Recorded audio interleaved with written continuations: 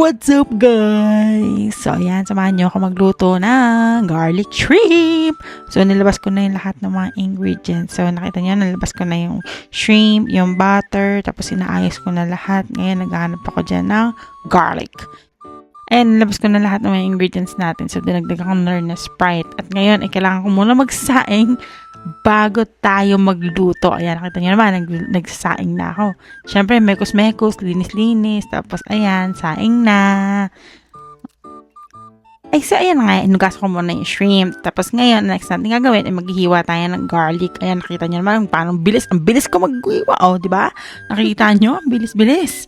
Ngayon, ang gagawin naman natin dyan, since naghihiwa tayo, yung pine-prepare na rin natin lahat na kailangan natin. So, after natin yan, na mahiwa yung garlic, syempre, kailangan masarap ang shrimp kapag maraming garlic. Di ba?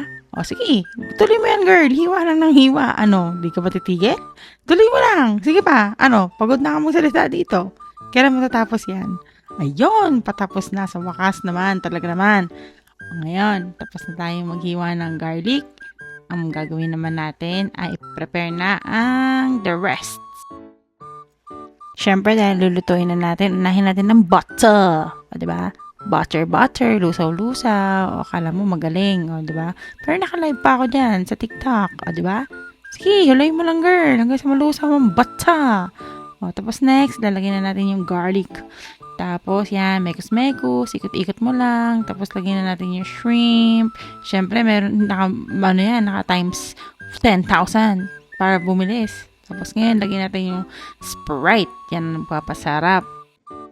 So, yun, habang naantayin natin, yan, pakuluin natin yun. Tapos, ayan, maghiwa tayo ng fruits. Fruits, girls. Apple and banana. Para kunwari sustansya ang pagkain natin.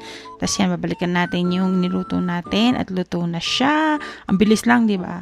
Ayan, lagyan natin sa maganda na lagyan. Tapos, syempre, para presentable. Tapos, ayan na. Okay na. Kain na!